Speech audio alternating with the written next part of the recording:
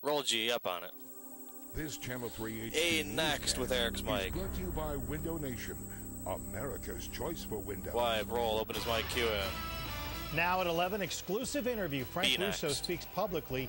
Is he truly sorry for his role in the county corruption case? He speaks only with Channel 3. Y, roll B. Plus, remembering a news pioneer, we take a look at the life and career of Mike Wallace. And CSU is up. And is there rain on the way after a nice Easter weekend? Could we see showers as we head into the work week? Bruce has our 7-day forecast. And wipe, run it, announce. And now, Channel 3 Stand by News C next for an open. Eric 3, Mansfield. 2, 1, roll C, take it, sound, ready effects 1, and open his mic, dissolve QM. We begin tonight with a Channel 3 News exclusive. Former auditor and convicted criminal Frank Russo speaking publicly after keeping a low profile outside the courtroom for more than a year. So what's he been doing all this time? As Channel 3's Pamela Osborne shows us, Russo has been serving others while he's waiting to serve time. Roll A, take sound.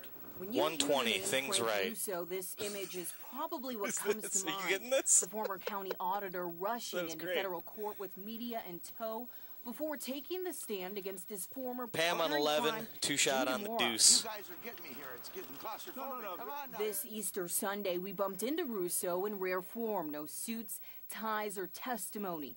Only an apron as he served those who found themselves let's take in need the move on 12, holiday. Dan. It's very important to come here and give back. Start tighter. There you go, thanks. You know, I had a major problem. Birdie. Search warrant served upon my office in my home yesterday. That problem landed him a sentence of nearly 22 years in federal prison.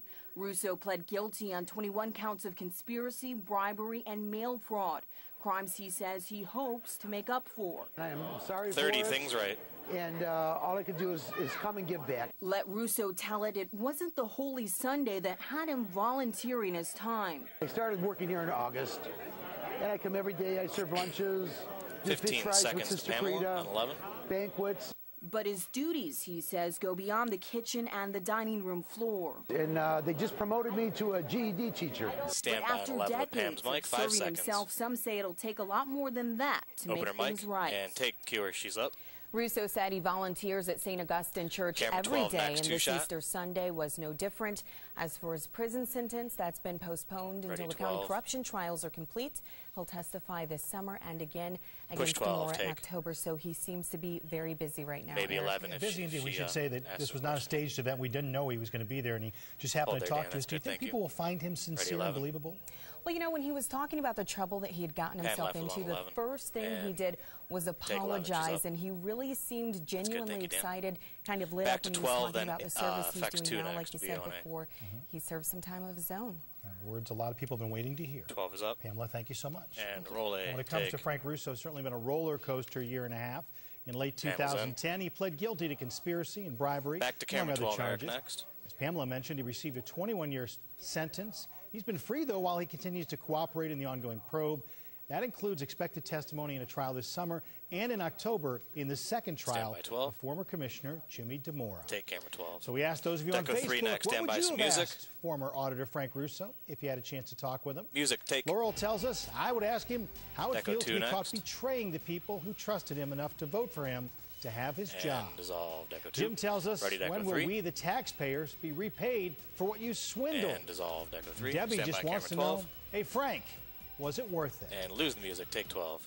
Well, new at 11, a hearing is now scheduled for tomorrow afternoon for the teenager charged in connection with the fatal shootings at Chardon High School. Roll A, take. TJ Lane was set to be in court last week to determine if the 17-year-old should be tried as an adult. But that hearing was pushed back until a competency hearing could be scheduled. Lane is currently charged as a juvenile in the shootings. It includes 3 counts of aggravated murder. Roll B. And the bodies of some Ohio heroes are now back in the U.S.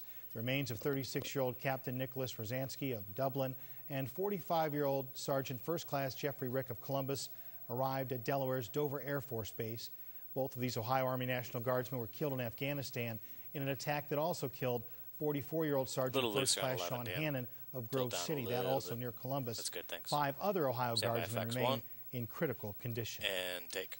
Well, along with Frank Russo today, many others were donating their time, helping make this Easter Sunday a bit brighter for those in need. Roll C, take. The Hunger Center at St. Augustine served Easter Sunday dinner all morning long. Along with serving a traditional dinner, meals were also delivered to many local families and others in need. And take camera 12. Meantime, some Catholics chose to spend part or all of their Easter morning praying outside one of the 13 closed parishes. Take. We found several dozen parishioners outside of St. Casimir's on East 82nd today. Most say they still have faith that their church will someday reopen.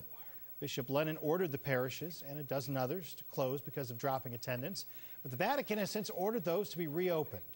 Catholics tell us they feel caught in the middle. Roll B, dissolve. We're still hoping that the bishop 2 bites, 17 seconds. With the Vatican's decree and no compassion for what he's done. Ours, but the other parishes. The bishop's wrong. What he did, he didn't destroy parishes. He destroyed families.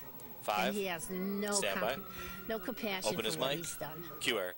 Diocese leaders say they won't act on the Vatican's decree to reopen any of those closed churches until they get further guidance from Rome. Wipe, roll A. Meanwhile, Bishop Lennon, he spent part of the morning celebrating Easter Mass right here in Cleveland. Many turned out this morning for Easter Sunday celebrations at St. John's Cathedral downtown. Easter Sunday, of course, one of the oldest Christian feast days. Wipe, roll B. And in the Vatican, Pope Benedict prayed for peace this Easter Sunday. Next. Real the slow Pontiff push, celebrating Mass with tens of thousands of Christians in St. Peter's Square at the Vatican. Now, during a speech at the end of the Mass, Pope Benedict prayed for a new start to the Mideast peace process. The crowd grew to more than 100,000 by the end of the 2-hour ceremony. Push, take 12. There is some sad news to tell you about tonight from the world of broadcasting. Veteran 60 Minutes interviewer Mike Wallace has died. He was 93 years old. We'll go see next, full sound, a little more, Dan, little more. He died Saturday evening in Connecticut with his family at his side. But he leaves behind a robust record of interviews with an array of famous and also infamous figures who made the news. Brian Moore has our story from Washington. Roll C, dissolve sound. Mike Wallace 129 NBC who cut the rich and powerful down going right to the T's next. Over here, TV's got to go to Bruce. I'm wagging my finger. Yeah, what's up, buddy? The president of China. In the kicker, last story, I got a note, so hopefully I'll ask for it. It was Wallace who grilled China's president after the Tiananmen Square massacre and Ayatollah Khomeini during the Iran hostage crisis. I heard President Sadat say on American television that the imam is a disgrace to Islam, and he used the word a lunatic. When Mike Wallace asked questions, the world waited for the answer. Some of our great leaders would not have been perhaps great television personalities. But Wallace was in a TV career that spanned 6 decades. The Mike Wallace interview. I'm ready anytime you want for a stupid question. He had a knack for making until he's done with the bus stop. That's all he's really doing. Like this, that 40 million people have him take a little step to his right. There'll be no banner for him, though. No banner or anything. Really didn't need that question. But he did take a step hard to his right, questions that occasionally crack the public facade of newsmakers. That I am the man who made the peace. Mike Wallace, a quintessential newsman who covered his century like few others, dead at 93. Mike Wallace reportedly wanted his epitaph to read, "He was tough, but fair." Brian Moore, NBC News, Washington. And music, wipe, roll. Up next on Channel 3 News, authorities arrest 2 people in Tulsa, Oklahoma after an intense manhunt for a killer. Wipe, roll B. And in our What Works series, we take a look at a food bank filling the needs for people living in a local Jewish community. And roll A, wipe, open Bruce, QM. Well, as the Easter weekend winds up, we head back to work and back to school on Monday. And as the kids head back, they're still going to need the jackets in the morning. The temperatures will be cool. It'll be breezy with temperatures ranging from the upper 30s to around 40 degrees. Your full 7-day forecast coming right up. Say when, Julie. 4, 3, 2, 1. Fade, execute. Skycam got me again. Yeah, I know. I noticed that.